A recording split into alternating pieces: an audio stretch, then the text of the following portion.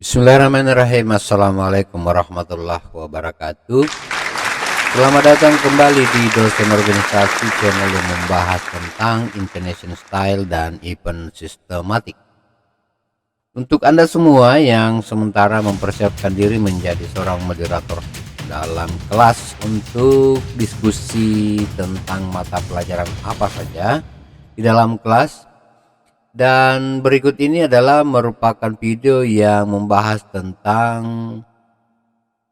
cara menjadi moderator hebat dengan artikulasi yang benar. Adapun gaya intonasi yang Anda pergunakan adalah upayakan menggunakan kalimat yang jelas dan speed atau kecepatan dengan tempo yang sesuai. Jangan terlalu lambat dan jangan terlalu cepat. Santai saja sebab ini adalah persentase dan diskusi. Jangan terlalu cepat, jangan terlalu lambat. Terlalu cepat seperti ini. Adapun gaya intonasi yang Anda pergunakan adalah upayakan menggunakan kalimat yang jelas dan speed atau kecepatan dengan tempo yang sesuai. Terlalu cepat atau terlalu lambat. Adapun gaya intonasi yang Anda pergunakan adalah upayakan menggunakan kalimat yang jelas dan speed dan seterusnya. Jangan terlalu lambat dan jangan terlalu cepat. Saya mengucapkan terima kasih banyak kepada anggota kelompok yang telah memberikan pertanyaan kepada kami. Untuk itu kami akan mempersilakan kepada pemateri untuk menjawab pertanyaan-pertanyaan tersebut. Dan waktu yang tepat kami persilakan kepada pemateri untuk memberikan jawaban dari pertanyaan-pertanyaan yang disebutkan oleh kelompok lain. Terlalu cepat atau terlalu lambat? Iya, karena tadi telah bertanya dari kelompok 2, maka selanjutnya pecat itu moderator yang terlalu lambat cara bicaranya. Iya, jadi pada hakikatnya adalah sekali lagi kontrol tempo dan kontrol kecepatan Anda ketika menyebutkan satu suku kata ke suku kata yang lain. Ya, nanti silakan lihat saja di materi lain yang mana dimaksud dengan suku kata. Dan yang paling utama adalah kontrol suasana hati Anda, sebab kondisi hati mempengaruhi daripada intonasi. Itu yang benar. Artinya apa? Tidak boleh jika Anda menjadi moderator di sekolah, itu persoalan di rumah yang Anda bawa ke sekolah. Bisa jadi Anda bertengkar dengan kakak atau adik saudara, lalu karena menjadi moderator maka anggota kelompok ataupun peserta dari kelompok lainlah yang menjadi tempat untuk Anda melampiaskan kemarahan. Ya kan? Ataukah kemudian ada sebuah persoalan di jalan, lalu amarah Anda di jalan Anda bawa masuk dalam kelas. Kontrol suasana hati Anda, sebab kondisi hati mempengaruhi daripada intonasi-intonasi Anda. Jelas ya? Beberapa hal yang harus Anda perhatikan saat menjadi moderator adalah yang pertama, pembukaan yang menarik. Pembukaan yang menarik itu adalah opening yang memukau. Yang kedua adalah menyapa guru pembimbing. Siapa guru pembimbingnya. Yang ketiga memperkenalkan dengan riang teman kelompok. Dan yang keempat adalah membuat prolog perkenalan awal materi yang baik. Dan yang kelima memperhatikan materi saat diskusi. Yang keenam membagi secara adil persebaran pertanyaan. Dan yang ketujuh adalah menyimpulkan dan closing yang benar. Baik, kita masuk satu persatu untuk memberikan penjelasan tentang apa yang dimaksud dari beberapa hal yang perlu diperhatikan oleh seorang moderator ketika menjadi seorang yang mengarahkan atau memimpin jalannya diskusi. Pembukaan yang menarik. Assalamualaikum warahmatullahi wabarakatuh. Alhamdulillahirabbil alamin wassalatu wassalamu ala asrofil anbiya'i wal mursalin Sayyidina wa maulana Muhammadin walah ali wa sahbihi ajma'in, amma ba'du. Alhamdulillahirabbil alamin. Pada hari ini kita mendapatkan kesempatan untuk duduk bersama dalam ruang diskusi dalam kelas ini. Tentunya ini karena Allah Subhanahu wa taala memberikan kita kesempatan untuk hal itu. Maka sebagai hamba bersyukur harus menunjukkan rasa syukurnya, sebab jika tidak maka kita termasuk manusia yang sombong.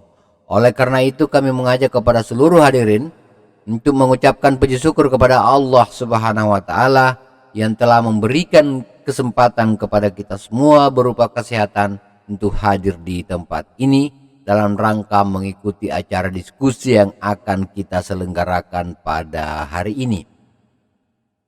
Tidak lupa pula kepada manusia termulia di bumi Allah Subhanahu wa taala, nabi yang menjadi alasan diciptakannya surga, yang dalam jiwa dan raganya bertahta cinta kepada umatnya hingga akhir zaman, dialah Nabi Muhammad sallallahu alaihi wasallam. Semoga beliau bersama keluarga mendapatkan lindungan Allah Subhanahu wa taala bersama para sahabat dan syuhada. Itu contoh opening. Kemudian menyapa guru pembimbing. Sahabat-sahabat yang saya muliakan, hari ini telah hadir bersama dengan kita semua Bapak atau Ibu guru mata pelajaran bahasa Indonesia, yakni Ibu Nur Ida Jalil SPD MPD. Terima kasih Ibu atas waktunya pada hari ini. Ketika menyebutkan kalimat terima kasih Ibu atas waktunya pada hari ini, maka sekaligus kita perlihatkan wajah kita ke wajahnya, kira-kira begitu, untuk menyapa dia. Terima kasih Ibu atas waktunya pada hari ini, sambil melihat dia, karena insya Allah kalau dia dengar disebut namanya itu kemungkinan dia akan melihat moderator. Selanjutnya, memperkenalkan anggota kelompok. Memperkenalkan dengan riang teman kelompok. Dalam sesi ini seorang moderator harus menunjukkan cara memperkenalkan seluruh anggota kelompok dengan cara yang lebih riang, yakni dengan senang hati dan penuh semangat. Jadi harus penuh dengan semangat, tidak boleh kelihatan jengkel, tidak boleh kelihatan marah, tidak boleh kelihatan murung meskipun dalam kondisi kecewa karena ada anggota kelompok yang malas, kira-kira begitu. Tetapi tidak boleh ditunjukkan hal kekecewaan itu ke publik. Kenapa? Karena itulah profesionalisme. Jadi tidak boleh menunjukkan kekecewaan itu ke publik. Jadi harus seperti tidak ada persoalan yang terjadi. Harus riang. Ya. Nah, contohnya begini. Teman-teman ke sekelas IPA yang pada smart hari ini, tentunya tidak asing buat kita semua nama anggota kelompok kami hari ini. Dan dengan persiapan yang baik, kami siap memaparkan materi untuk diskusi hari ini. Adapun kelompok ini terdiri dari satu, Eva Irawati sebagai koordinator kelompok, yang kedua Andika Pasomba sebagai sekretaris kelompok, Andi Bason Dembonto sebagai notulen pada diskusi hari ini, kemudian Fitriani Syakur sebagai anggota kelompok, dan saya sendiri Helmiana sebagai moderator. Memperkenalkan materi, upayakan ada prolog, yang bisa jadi prolog tersebut adalah hal baru buat seluruh pendengar. Ini merupakan cara untuk meningkatkan minat peserta dalam mengikuti diskusi.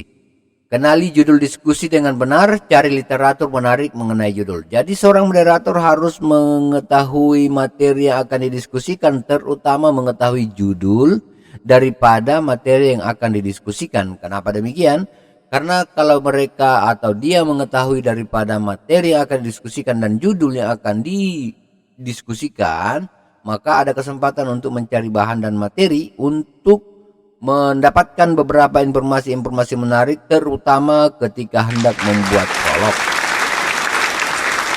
Contoh diskusi mengenal perjalanan sastra dunia. Syair, hikayat, pantun, dan gurindam merupakan produk sastra lama. Ia membawa kita mengalir dalam lantunan kata yang menarik oleh penyair dan penciptanya, mengisi relung jiwa dengan makna dan nasihat mendalam, maupun dengan kalimat menarik mampu membuat kita pada rindu, atau bahkan juga menenggelamkan kita pada cinta yang tak melihat arah. Kawan-kawan, jauh sebelum masuknya sastra yang kita kenal di Indonesia, maka lebih dulu sastra ini telah ada di dunia. Dan Yunani dengan nama-nama filsuf terkenal seperti Aristoteles, Plato maupun Socrates telah menjadi sumber pembelajaran untuk kita mengenal kesusastraan. Bagaimana perjalanannya? Tentu inilah menjadi bahan materi diskusi pada hari ini. Maka dari itu kami mempersilahkan kepada saudara Andika Mapasomba untuk memaparkan materi diskusi pada hari ini. Kemudian di saat pembawa materi menjelaskan materi yang akan dibawakan, maka seorang moderator memperhatikan materi saat berdiskusi. Sebagai moderator, maka dialah yang terdepan memperhatikan seluruh rangkaian materi yang disampaikan teman-teman kelompoknya.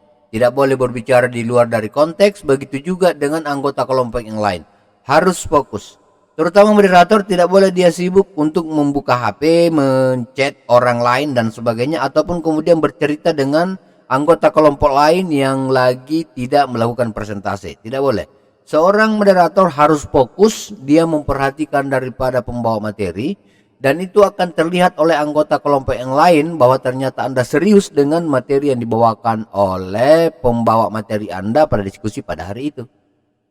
Karena bisa dibayangkan ketika misalnya Anda pun bermain-main, maka tentunya itu membuat minat anggota kelompok lain menjadi rendah untuk memperhatikan daripada materi yang dibawakan oleh teman kelompok Anda.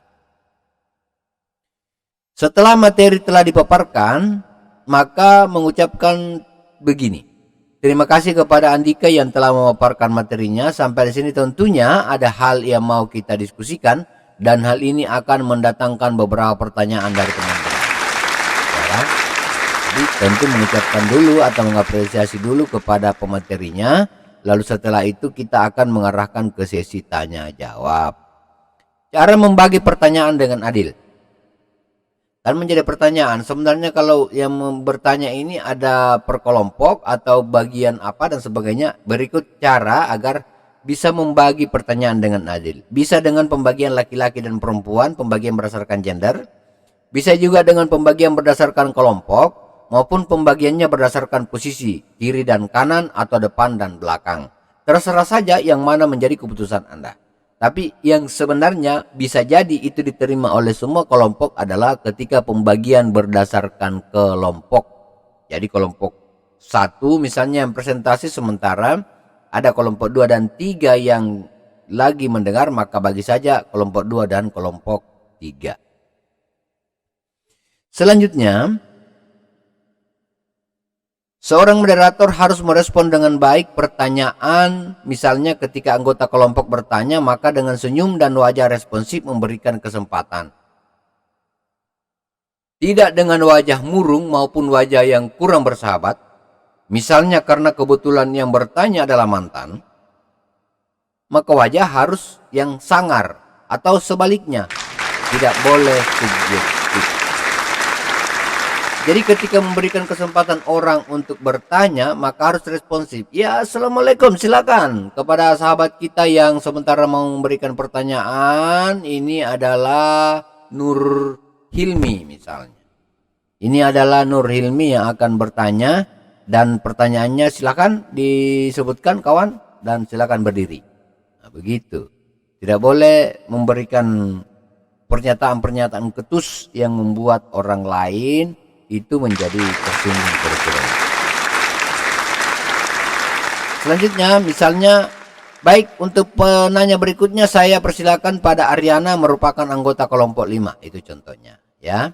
Setelah pertanyaan dikumpulkan, ingat model tanya jawab ada 2, yakni talk show, pertanyaan dan jawaban secara langsung, maupun dengan cara sesi.